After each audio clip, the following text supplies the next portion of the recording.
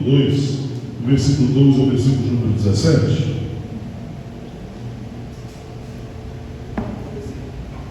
Joel, capítulo 2, versículo 12 ao versículo número 17.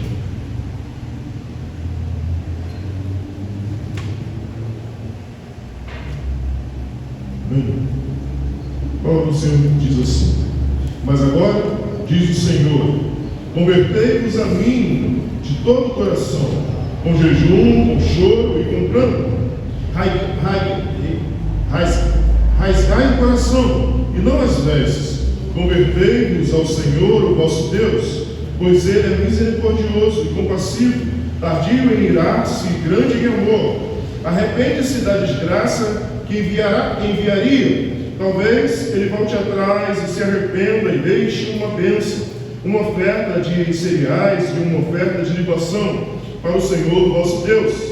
Tocai a trombeta em Sião, decretai um jejum, convocai uma assembleia solene, reuni o povo, santificai a comunidade, ajuntai os anciões, reuni os meninos e as crianças de peito. Sai o noivo do seu quarto e a noiva do seu aposento. Chorem os sacerdotes, ministros do Senhor. Entrai entre o prótico e o altar e digam: o Senhor poupe teu povo e não entregues a tua herança ao vexame, para que as nações zombem dele, porque diriam entre os povos: onde está o seu Deus? Amém. Poderoso Deus, eterno Pai, aqui nós estamos, Senhor, diante da Tua palavra, diante da Tua poderosa presença, te pedindo, Senhor, continua a falar aos nossos corações. Continua, Senhor, a realizar a Tua obra, cumprindo o Teu querer e a Tua vontade neste lugar. Assim como o Senhor já tem falado desde a abertura desse culto, nós te pedimos, ó Senhor, fala conosco, porque aqui estamos, Senhor, para te ouvir. Que eu diminua para que Tu cresças, que eu suba para que Tu apareça. O que nos importa, Deus, é ouvir a Tua voz, é ter a Tua presença, é ter o Senhor reconhecido e exaltado neste lugar. Por isso nós te pedimos, Senhor, fala conosco, usa-nos, Senhor, as nossas vidas, por misericórdia do Teu santo nome, porque Tu és aquele que era, que é e que há de vir. Por isso aqui estamos para glorificar e exaltar o Teu santo nome e para te ouvir, falar conosco. Que venhamos a sair daqui, neste lugar, transformados pelo poder da Tua palavra, e possamos sair daqui dizendo: o Senhor falou comigo nesta noite. Usa-nos, Senhor, trabalha, Senhor, em nossos corações. É o que eu te peço em nome de Jesus. Amém. Queridos irmãos, estamos diante de um texto a qual, na quarta-feira passada, vimos o juízo do Senhor, onde o profeta começa a anunciar e dizer sobre o juízo do Senhor. O profeta começa a dizer sobre as coisas que aconteceriam, sobre o exército de Deus que vinha destruindo, mostrando que à frente daqueles cavaleiros que vinham era um Éden e atrás era só devastação, só destruição. Mas agora estamos diante de um texto onde o profeta vai nos mostrar e vai nos dizer, rogando ao Senhor, e o Senhor diz, rogando ao povo para que o Senhor tenha misericórdia. Nós estamos diante de um contexto onde Joel está dizendo uma crise nacional, onde os gafanhotos comeram toda a terra, onde há um momento de sequidão, onde há um juízo iminente do Senhor. Talvez você se encontre aqui nesta noite, na sua vida, você tem vivido momentos de sequidão, você tem vivido os momentos de perda. Talvez você se encontre aqui nesta noite e na sua vida se encontre como um contexto que está esse texto. Esse texto está nesse contexto, uma crise nacional, uma crise daquela nação, uma seca, onde os gafanhotos comeram, cerca de 4 gafanhotos vieram comendo todos os frutos. Um comeu um fruto e o que ficou, o outro comeu, e o outro comeu, até sobrou o cotoco, e aquele cotoco, o outro veio e comeu. E com isso veio a seca, veio o fogo, e comeu e queimou toda a terra, e não tinha água para o gado beber e se alimentar. É diante desse contexto que nós estamos, de um juízo iminente do Senhor. Por isso o profeta, no capítulo 2, vai dizer: tocai trombeta em Sião, e dai alerta ao meu santo monte, tremei todos os moradores da terra, porque o dia do Senhor está chegando e já está perto. O profeta começa agora a dizer sobre o dia do Senhor. O dia do Senhor está próximo, sobre o juízo do Senhor. Mas o interessante é que talvez em sua vida se encontre desta maneira. Você se encontre em uma crise existencial, uma crise dentro do seu casamento, dentro da sua casa, dentro do seu trabalho, uma crise onde você tem percas, tem seca, tem um juízo iminente sobre a sua vida. Mas veremos sobre esse texto mas no meio da calamidade, Deus abre uma porta de esperança. Veremos comigo no versículo de número 12, onde o texto começa, mas agora. Em outras traduções bíblicas vai dizer, ainda assim, agora mesmo. O que quer dizer? Ainda há esperança. Ainda há esperança para a minha e a sua vida. Ainda há esperança, mesmo a árvore cortada em sua raiz, aos cheios das águas, ela florescerá. Ainda há esperança, não é um fim para a minha e a sua vida, não é um fim para esse povo. Por isso o profeta está dizendo, mas agora ainda há esperança. O convite divino é urgente, não para amanhã, mas para agora. O Senhor requer uma mudança de vida, uma mudança de atitude, não para amanhã, mas para agora. Por isso o texto começa nos dizendo, mas agora, é nesse exato momento, não é para depois, não é amanhã, é agora. Por isso o profeta começa a palavra dizendo, mas agora. O Senhor ainda age com misericórdia, o Senhor ainda age com amor. Por isso o tema que eu trouxe para essa mensagem hoje é, ainda há esperança para você. Ainda há esperança para você. Precisamos manter acesa a chama, pois o Senhor, Ele é misericordioso. O próprio texto vai nos dizer, Ele é tardio em irar-se. Veremos no versículo 12 ao versículo de número 13, o chamado ao arrependimento verdadeiro. Acompanhe comigo em sua Bíblia ou no telão, onde está sendo projetado. O texto vai nos dizer assim, mas agora, diz o Senhor, convertei-vos a mim de todo o coração, com jejum, com choro e com pranto.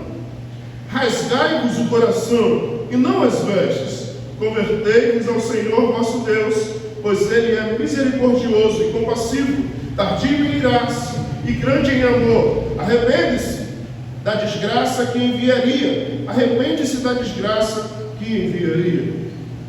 De todo o vosso coração, não é rito vazio, mas rendição total. O que o profeta está dizendo é, convertei-vos a mim de todo o coração. De todo o coração. Não é ritos, é completo, é total, rendição total. Precisamos buscar o Senhor enquanto se pode achar. Precisamos viver a vontade do Senhor e buscar o Senhor de todo o coração. A palavra de Deus vai nos dizer que Ele procura verdadeiros adoradores, aqueles que o adoram em espírito e em verdade. O que o texto está nos dizendo, o profeta está dizendo, convertei-vos a mim de todo o coração, não de forma fingida, não de forma da boca para fora, mas de dentro do seu interior. Por isso ele está dizendo, convertei-vos de todo o coração, com jejum, com choro e com pranto. Com jejum, com choro e com pranto, expressão visível de uma dor genuína pelo pecado. É necessário sofrer, é necessário demonstrar para Deus que você verdadeiramente está arrependido. Por isso o profeta está dizendo, com jejum, com choro e com pranto, é necessário demonstrar, eu estou arrependido do que eu fiz, eu estou arrependido. Vivemos num mundo onde pessoas estão aí afora, vivendo como se não houvesse amanhã. pessoas dentro da igreja, líderes de igreja, vivendo como se fosse normal dentro do pecado. Precisamos chorar ao ver essas situações, precisamos nos arrepender, precisamos clamar ao Senhor, buscar ao Senhor, porque já foi dito aqui que se o meu povo, que se chama pelo meu nome, se humilhar e orar. O que é se humilhar? É chorar. Se humilhar é fazer jejum. Se humilhar é prantear diante do Senhor. É demonstrar para o Senhor que Ele é Deus e você é pó e cinza, e que você merece, você precisa da misericórdia do Senhor em sua vida. Por isso o profeta está chamando o povo para jejuar, para chorar, para um pranto, expressão sensível de uma dor genuína pelo pecado. É necessário sofrer o pecado e dizer, arrepender-se do pecado, pedir perdão ao Senhor. É necessário jejuar, é necessário buscar. Vivemos num mundo onde pessoas fazem jejum barganhando com Deus. Eu vou jejuar porque eu quero que isso e isso aconteça na minha vida. Eu vou jejuar porque eu quero que isso mude na minha vida. Precisamos jejuar ao Senhor, de nos arrepender dos nossos pecados e das nossas atitudes.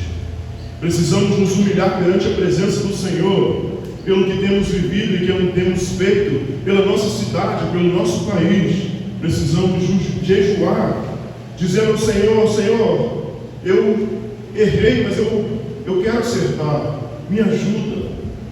Mas vivemos num mundo onde o Evangelho virou barganha, onde as pessoas dizimam e ofertam barganhando com Deus, onde as pessoas jejuam ou leem textos bíblicos barganhando com Deus. Olha, Senhor, se meu filho se converter, eu vou ler tantos textos bíblicos.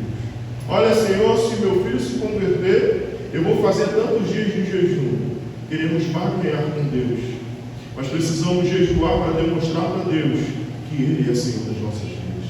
O jejum sempre foi forma de demonstrar o arrependimento humano. O jejum sempre foi forma de mostrar para morrer para o seu eu, para a sua vontade, para o seu eu, para que Cristo cresça em você e Ele apareça em você.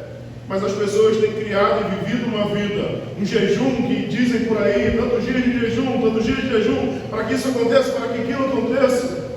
O Senhor nos chama para nos arrependermos. Por isso ele está dizendo, o profeta está dizendo, jejue com choro, com pranto. Não é sorrindo, com choro, com pranto, sentindo o peso do seu pecado, o peso do pecado da nação. O que o profeta está dizendo àquele povo, vocês precisam jejuar com choro, com pranto. É necessário demonstrar expressões visíveis da sua dor genuína.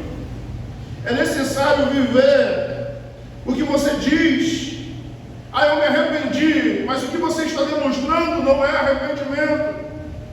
Por isso o profeta está dizendo, você se arrependeu, demonstre com choro, com pranto, com jejum, demonstre ao Senhor o seu arrependimento. E ele continua dizendo no 13, rasgai o coração, não as vestes. O que ele está dizendo é, não faça algo superficial, não faça algo somente para as pessoas ver, faça algo para o Senhor olhar o seu interior e ver realmente ele está arrependido, realmente o seu coração está quebrantado, realmente ele está entristecido pelaquilo que ele fez e realizou. Por isso ele está dizendo, rasgai o coração e não as vestes, convertei-vos ao Senhor, rasgai-vos o coração e não as vestes. Contrasta entre religiosidade exterior e transformação interior. Rasgai o seu coração, mudança de vida, mudança de atitude, mudança de pensamento. Não rasgai somente, não as vestes, não algo por religiosidade, não algo para que as pessoas vejam, não algo para que eu me sinta bem e as pessoas vejam o que está acontecendo em minha vida. O profeta está dizendo, rasgai o coração e não as vestes. Convertei-vos ao Senhor vosso Deus, pois Ele é misericordioso e compassivo, tardio em irar-se, grande em amor. Arrepende-se da desgraça que enviaria. O profeta está dizendo que o Senhor, Ele é misericordioso. Arrependei-vos de todo o coração, rasgai-vos o seu coração. O motivo do arrependimento: Deus é misericordioso e compassivo. Precisamos nos arrepender de todo o coração. Precisamos realmente demonstrar para o Senhor que estamos arrependidos. Precisamos verdadeiramente, como este profeta está dizendo para aquele povo, rasgai o coração e não as vestes. É necessário profundidade de arrependimento, não algo superficial, não algo momentâneo, mas algo interno e duradouro. É necessário se arrepender verdadeiramente. O salmista, no capítulo 51, versículo 17, vai nos dizer que o coração quebrantado e contrito não desprezará o Senhor. O Senhor não despreza um coração quebrantado e contrito. O salmista nos diz sobre isso. Também Isaías 55, do versículo 6, Isaías 55, do 6 ao 7, vai nos dizer: buscai ao Senhor enquanto se pode achar. Buscai o Senhor enquanto se pode achar. Invocai-o enquanto está perto. O ímpio deve deixar o seu caminho e o homem mau os seus pensamentos. Volte-se para o Senhor, que se compadecerá daquele. Volte-se para o nosso Deus, porque é rico em perdoar. Volte-se para o Senhor. Volte-se para o Senhor, que se compadece dele. Volte-se para o nosso Deus, porque é rico em perdoar. Precisamos nos arrepender dos nossos maus caminhos. Precisamos, como igreja do Senhor, se humilhar e orar diante do Senhor, para que o Senhor sare a nossa nação. Precisamos, como igreja do Senhor, buscar pela nossa nação. Precisamos, como igreja do Senhor, buscar pela nossa cidade. Precisamos, como igreja do Senhor, buscar pelos nossos governantes. Precisamos, como igreja do Senhor, buscar pela nossa igreja. Precisamos, como igreja do Senhor, buscar pela nossa família, pela nossa vida. Precisamos buscar ao Senhor. Precisamos nos converter dos nossos maus caminhos. Precisamos nos arrepender. E talvez você esteja pensando: mas não foi eu que fiz o errado. Mas você, como igreja, você precisa demonstrar ao Senhor: Senhor, eu me arrependo pelas coisas que o prefeito está fazendo, que o governador está fazendo, que o presidente está fazendo. Eu me arrependo, Senhor, por essas coisas. Tenha misericórdia de nós. Tenha misericórdia das nossas vidas. É isso que o profeta está pedindo e chamando o povo ao arrependimento. É isso que o profeta está dizendo lá, o salmista, no capítulo 34, versículo 18, vai nos dizer: perto está o Senhor dos que têm o coração quebrantado. Perto está o Senhor dos que têm o coração quebrantado. Dá para mim, Salmo 34, versículo 18. O Senhor está perto. O Senhor está perto dos que têm o coração quebrantado. Ele salva os de espírito arrependido. O Senhor está perto do que tem o coração quebrantado. E Ele salva os de espírito arrependido. Você quer o Senhor perto de você? Você quer viver com o Senhor sempre ao seu lado? Tenha o seu coração quebrantado diante da presença do Senhor. Tenha o seu coração contrito e quebrantado diante do Senhor. Tenha o seu coração diante do Senhor.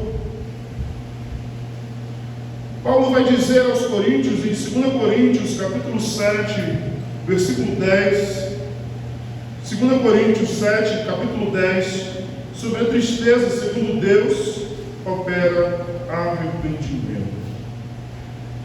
Pois a tristeza, segundo a vontade de Deus, produz arrependimento, que conduz à salvação, o qual não traz remorso, mas a tristeza do mundo traz a morte.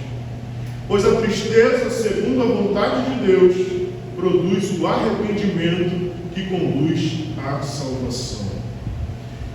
A tristeza, segundo a vontade de Deus, produz arrependimento, que conduz à salvação. Quando você se arrepende verdadeiramente dos seus maus caminhos, quando você se arrepende pelas coisas que você, a sua nação tem vivido, o seu país tem vivido, as coisas que o mundo tem vivido, você é conduzido à salvação, o qual não traz remorso. O arrependimento não traz remorso, mas a tristeza do mundo traz a morte. A tristeza do mundo traz a morte. Precisamos viver para o Senhor. Precisamos demonstrar o nosso amor por Cristo Jesus. E o próprio Cristo nos disse que aquele que me ama obedece os meus mandamentos.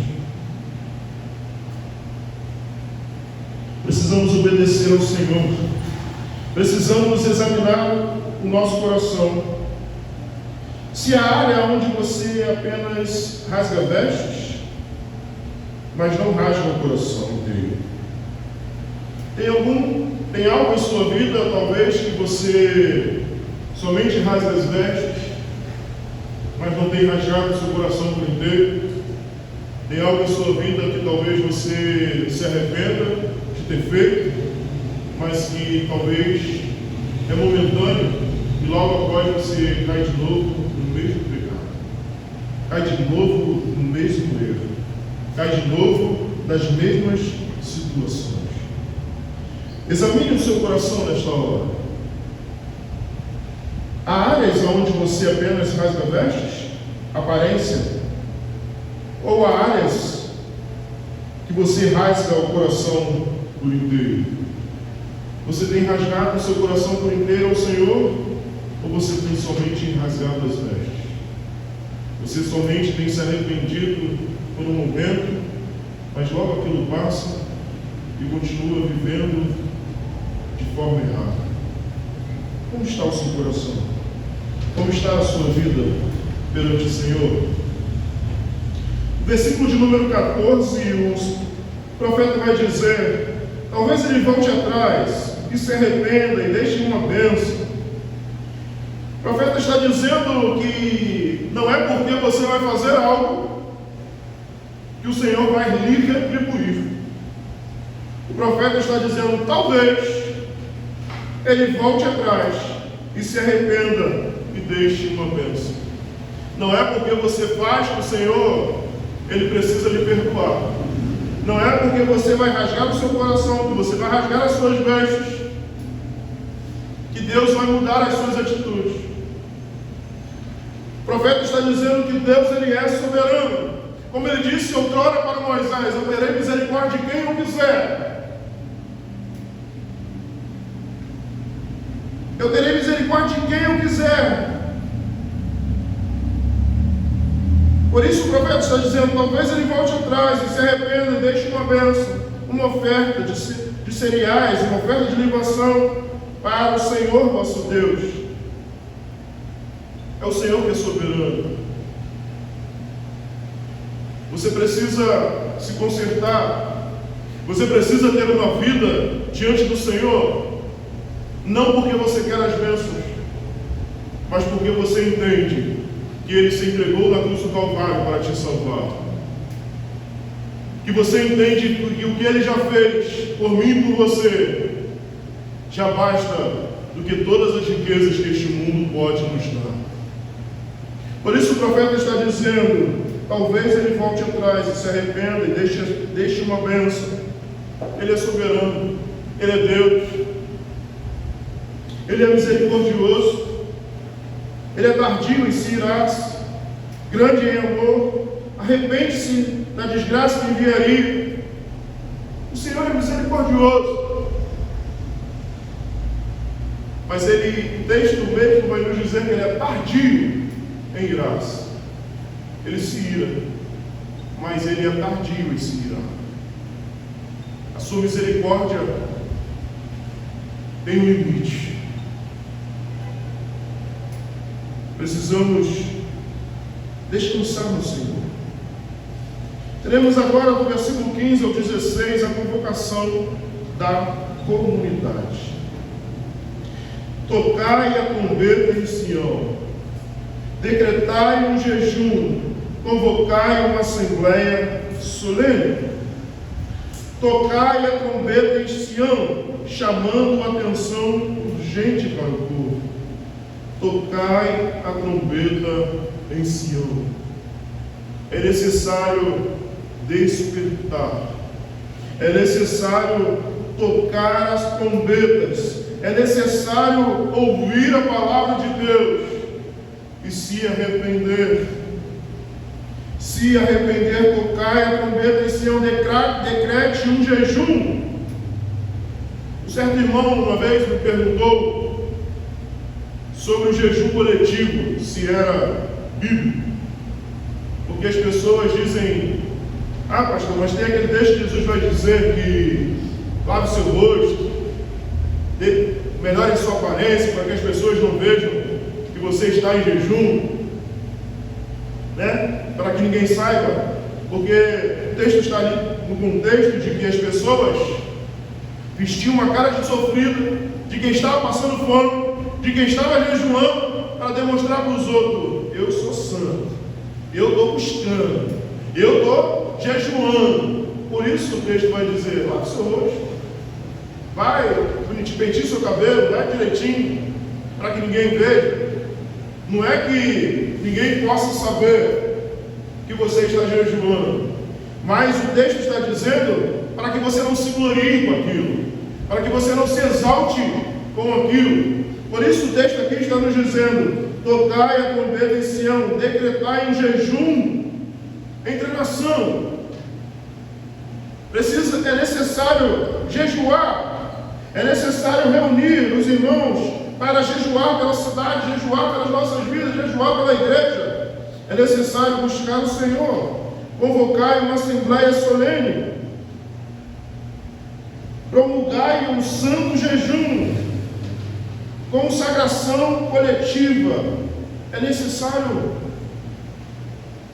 buscarmos uns pelos outros, é necessário buscarmos ao Senhor unidos em um só corpo, como Cristo Jesus disse: Pai, que eles sejam um, como eu sou um contigo. Precisamos ser um com os nossos irmãos, precisamos sofrer a dor dos outros, precisamos estar juntos como igreja do Senhor. Congregai, ajuntai, reuni, ninguém fica de fora, idoso, recém-casado. A restauração não é apenas individual, mas coletiva. 16. Reuni o povo, santificai a comunidade, ajuntai os anciões, reuni os meninos, as crianças de peito, saiam o noivo do seu quarto e a noiva do seu aposento. O judeu tinha uma lei que quando você casava, você tinha que ficar 1 ano em casa. Você não trabalhava, você não fazia nada. 1 ano curtindo ali o matrimônio. Não podia ir para a guerra, não podia fazer nada. 1 ano. Assim também eram as crianças de peito, não saíam na rua. Mas o que o profeta está dizendo: não tem nada mais importante do que buscar a presença do Senhor. Não tem nada mais importante na minha e na sua vida do que buscar a presença do Senhor. Por isso ele está dizendo: reuni o povo, santificai-vos a comunidade, ajuntai os anciões, reuni os meninos, as crianças de peito, saiam o noivo do seu quarto e a noiva do seu aposento. Não tem nada mais importante na sua vida do que buscar a presença do Senhor. Não tem nada mais importante para você do que buscar o Senhor enquanto se pode achar, do que buscar a presença do Senhor, do que buscar a santificação em comunidade, sozinho, junto com os irmãos. Não tem nada mais importante. A restauração não é apenas individual, mas comunitária. Precisamos nos ajuntar para buscar ao Senhor. Precisamos nos juntar para buscar cada vez vez mais ao Senhor, precisamos cada dia mais orar sem cessar, buscar a santidade, não somente eu, mas toda a comunidade em Cristo Jesus. Em Neemias 8, do 1 ao 6, vai nos dizer que o povo reunido para ouvir a palavra. Neemias 8, versículo 1, versículo 6, vai nos mostrar o povo reunido, ouvindo a palavra do Senhor. Então, como se fosse um só homem, todo o povo se reuniu na praça, diante da porta das águas, e pediram a Esdras, o escriba, que trouxesse o livro da lei de Moisés, que o Senhor dera a Israel. E assim, no primeiro dia do 7º mês, o sacerdote Esdras trouxe a lei perante a comunidade, que era constituída de homens, de mulheres e de todos, os que podiam entender. E leu em voz alta na frente para a praça, diante da fonte das águas, desde o alvorecer até o meio-dia, na presença dos homens, das mulheres e dos que podiam entender. E todo o povo estava atento à leitura do livro da lei. O escriba Esdras estava em pé sobre um estrado de madeira que havia sido feito para esse fim, e estavam em pé junto com eles, à sua direita, Matitias, Semai, Amaías, Urias, Miquias, Maisias, e à sua esquerda, Pedaías, Misael, Malquiel, Maquias, Massum, Rasbadana, Zacarias e Mesalão. E então, desde um lugar mais alto, Esdras abriu o livro, e todo o povo conseguia vê-lo. Assim que abriu o livro, todo o povo se pôs de pé. Então Esdras bendisse ao Senhor, o grande Deus, e todo o povo levantou as mãos e respondeu: Amém, Amém. E eles se inclinaram e adoraram ao Senhor com o rosto em terra. Precisamos, em forma coletiva, buscar ao Senhor. Precisamos buscar ao Senhor em todo o tempo, como igreja do Senhor. Precisamos, como igreja do Senhor, buscar o Senhor em todo o tempo, nos reunirmos para buscar e para adorar ao nome do Senhor. Vivemos num mundo onde as pessoas estão preocupadas consigo. Se dizem, e é verdade, a salvação é individual, mas as pessoas têm pego essa individualidade e têm vivido uma vida somente ela, e não têm buscado pelos seus irmãos e pela sua vida em comunidade. Se nós queremos e fomos chamados para ser um como Cristo é com Deus, precisamos viver em comunidade. Precisamos viver este amor em conjunto com os nossos irmãos.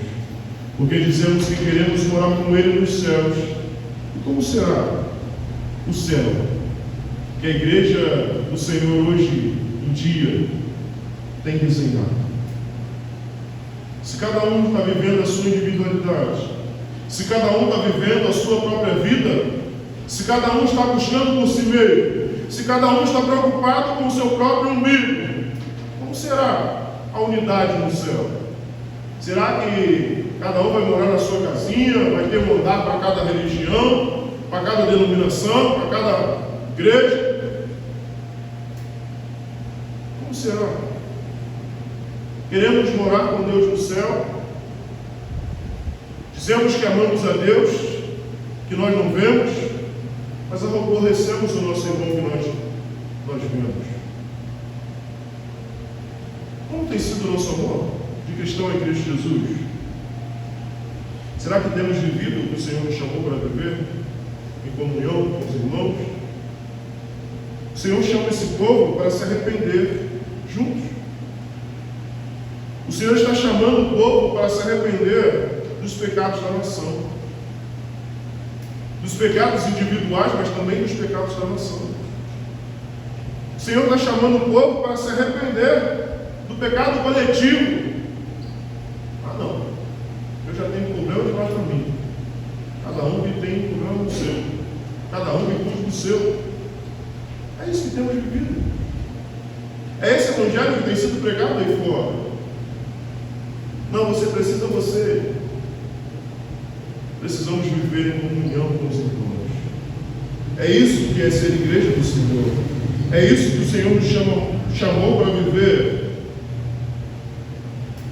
Em Hebreus capítulo 10, versículo 24 e 25, o narrador desse texto vai nos dizer que para não deixar de congregar. Pensamos em como nos estimular uns aos outros ao amor e às boas obras. Não abandoneis a prática de nos reunirmos, como é costume de alguns, mas pelo contrário, animemo-nos uns aos outros, quanto mais vedes que o dia se aproxima. Vivemos num mundo onde o que mais cresce é os desigrejados. Pessoas que dizem, eu sou igreja, aonde quer que eu esteja, e estão dentro da sua casa, morrendo espiritualmente. Vivemos num mundo onde o número de desigrejados é o número que mais cresce em nosso país. O narrador desse texto, eu digo narrador porque nós não sabemos quem foi que escreveu o livro de Hebreus, tem dúvidas. Ele diz, não abandoneis a prática de nos reunirmos, como é de costume de alguns, mas pelo contrário, animemos-nos uns aos outros, quanto mais vezes que o dia se aproxima. O dia do Senhor está próximo. O Senhor está próximo para buscar a sua igreja. Nós fomos chamados para nos animar uns aos outros. E você tem animado o seu irmão? Ou seja, quando ele chega para falar algo para você, você fala assim, daqui para frente é só maior pior, vai ser pior, cada dia pior, irmão. Não, e vai acabar tudo. A desgraça vai aumentar. Não tem uma palavra de salvação, é só, não, vai acabar tudo, não. Nós precisamos animar uns aos outros. Irmão, eu estou contigo aqui. Você está passando isso agora, mas eu estou do seu lado. Nós vamos juntos, vamos caminhar juntos. Se você sofreu, eu vou sofrer com você. Vamos lá, vamos juntos. Por isso a palavra de Deus diz, é bom que ande dois, não só um, porque se um cair, o outro levanta. Mas vivemos no Evangelho onde as pessoas entram e saem da igreja. E mal se dá bom dia, mal se dá boa noite, mal se liga para perguntar, está precisando de algo? Está faltando algo na sua casa? Como é que está a sua vida? Como estão os seus filhos? Irmão, você não veio no culto, o que é que houve? Está precisando de alguma coisa? Pessoas faltam e deixam de faltar e as pessoas não estão nem preocupadas. Eu estou indo para a vida porque eu não quero ir. Talvez não está indo porque não tem nem recurso para ir para a igreja, não tem nem ânimo para estar. Está passando por momentos que não tem nem como estar. E o que nós temos feito como igreja do Senhor? Será que temos vivido coletivo? Veremos também em Atos dos Apóstolos, capítulo 2, do versículo 42 a 47, a vida em comunidade da igreja primitiva. A vida de como a igreja do Senhor, as pessoas olhavam para aquela igreja, Atos 2, 42 a 47. As pessoas de fora olhavam para aquela igreja e queriam viver aquele amor. As pessoas olhavam para a vida que eles estavam vivendo, queriam viver este amor.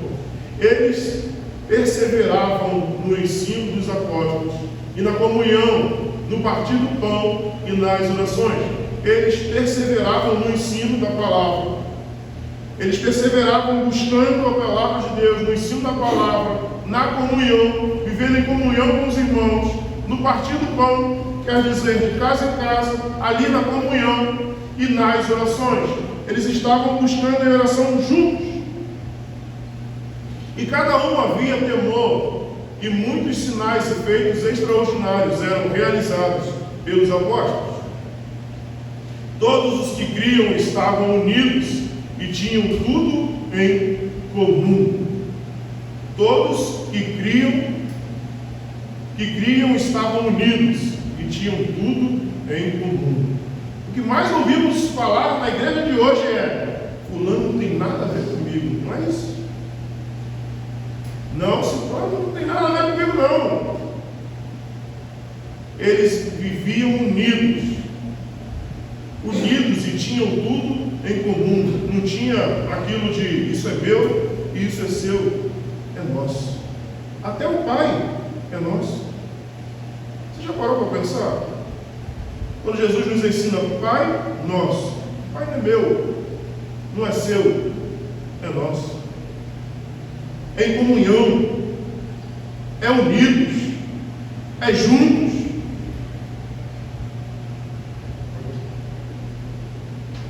Vendiam suas propriedades e bens e os repartiam com todos, segundo a necessidade de cada um. Eles não tinham aquilo, eu tenho, fulano não tem, o problema é dele, não trabalhou, não conquistou, agora está pagando o preço pelas suas escolhas, né? Não, eles diziam: está difícil para você?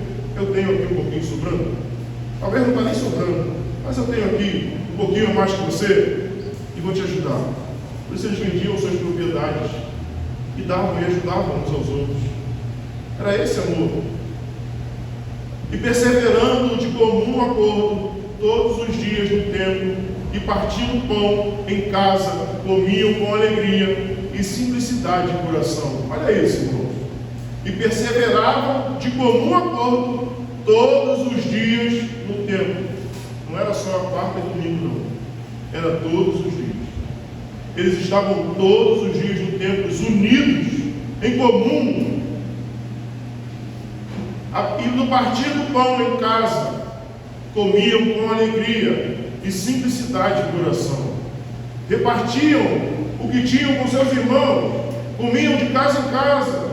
Simplicidade de coração, não era nada de extraordinário, não. Um pãozinho com ovo, um arroz com ovo. Era simplicidade, irmãos. E com alegria. Não, só chama se for para comer carne. Lá em casa é só se for passar. Não, você não tem condições de assar carne, não chama ninguém.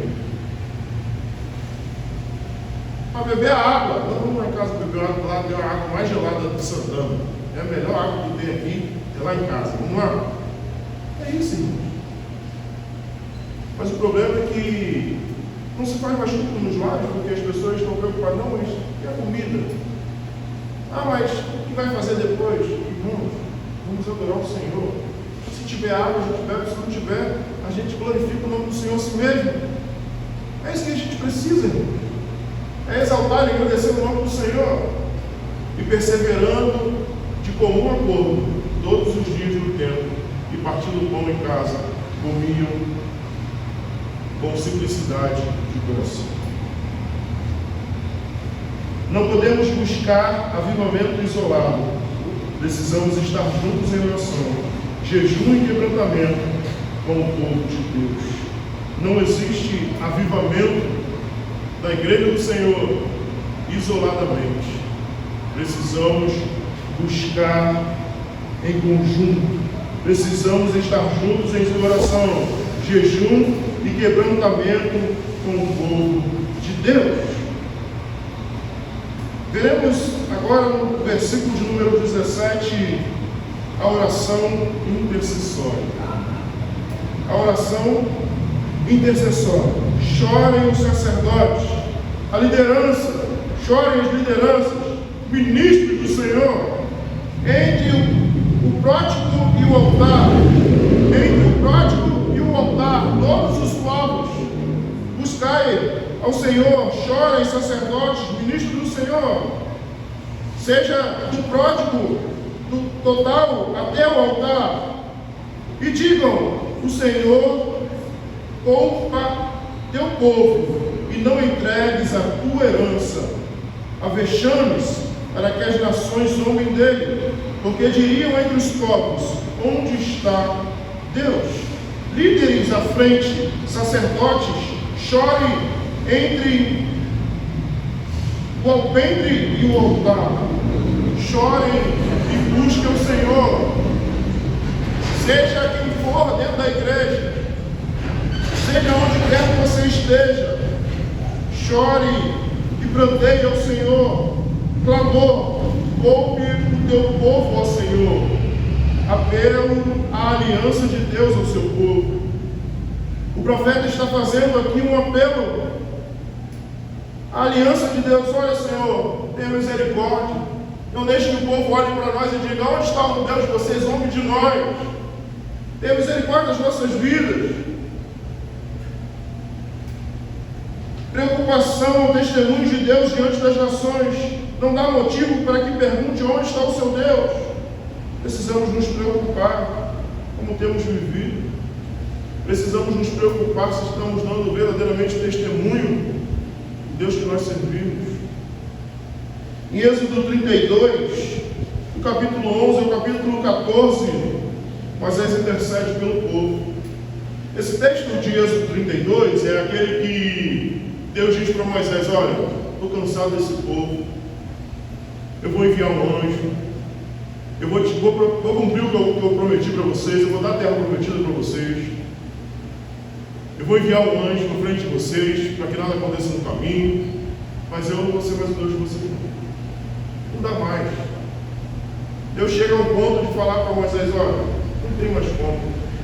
Eu botei sombra para vocês no deserto, fiz água jorrar da rocha, uma chama de fogo aquecia vocês de noite, maná chovia do céu para vocês se alimentar, e o povo só reclama, e o povo só murmura. E Deus falou: olha, não dá mais não, não vou mais não, mas pode ir. Às vezes Deus cuida de nós de tal maneira, mas a gente está dizendo: está faltando isso, está faltando isso, está faltando aquilo. Só nos preocupamos com o que está faltando. Temos olhos para aquilo que está faltando, mas não temos olhos para aquilo que está abundando em nossas vidas. Precisamos olhar para aquilo que nós temos em abundância. Porque quando olhamos para dentro de nós, para as nossas vidas, o que nós temos em abundância, nós vamos ver que nós somos mais do que vencedores. Quantas pessoas queriam estar mudando? Você anda? Quantas pessoas queriam pegar um copo d'água com a sua própria mão? Quantas pessoas queriam se autoalimentar e não podem? Quantas pessoas queriam ter a respiração dos seus próprios pulmões, mas precisam de um aparelho para respirar? Quantas pessoas queriam enxergar, mesmo com óculos? Quantas pessoas queriam? Tem gente aí que o grau é tão elevado que nem botando óculos consegue enxergar. Quantas pessoas queriam ter isso que você tem? Queriam ter uma roupa, queriam ter um veículo, queriam ter um sapato, queriam ter um chinelo, queriam ter um sabonete para tomar um banho, um desodorante, um perfuminho para ficar cheiroso. Quantas pessoas queriam ter? Mas o que nós nos preocupamos mesmo é que o carro só vive quebrando, essa casa só tem goteira, essa mulher só reclama na minha cabeça, os filhos não param quietos, o trabalho não rende o suficiente. É isso que nós nos preocupamos. Quantas pessoas queriam ter um salário e não tem?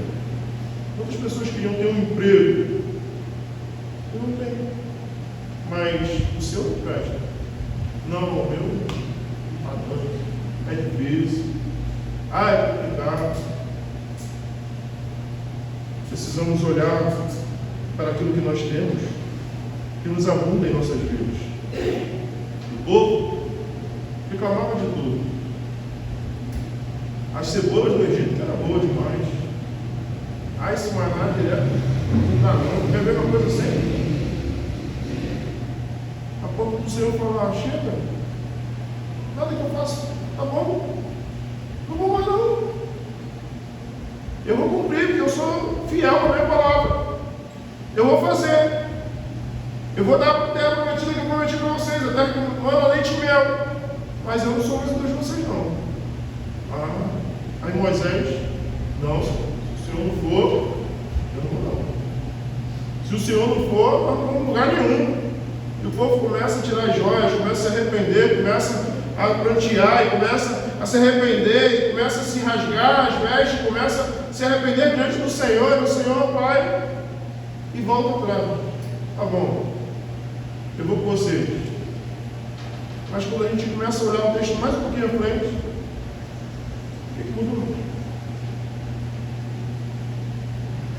Somente rasgaram as vestes, mas o coração não houve mudança. Porque continuaram errando. E isso aqui é depois. O Senhor continua dizendo ao povo, o Senhor continua pedindo ao povo, se arrependam, o juízo está chegando, se arrependam. A Bíblia vai nos dizer que o Senhor não quer que nenhum se perca. Ele não quer. Por isso ele está todo o tempo falando, se arrependa, para com isso, volte para mim, me busque, olha para mim, largue isso, largue os desejos momentâneos, viva o que é eterno. O Senhor está todo o tempo dizendo para o povo, está todo o tempo dizendo para nós, mas bom mesmo é a cebola do Egito, bom mesmo é aquilo que ficou para trás. Só tem rasgado as vestes, mas o coração não tem se rasgado diante do Senhor. Por isso o profeta está dizendo, rasgue o seu coração, não as vestes. Ezequiel 22:30 nos diz que Deus quer e busca quem se coloca e se ponha na brecha. Precisamos nos colocar na brecha.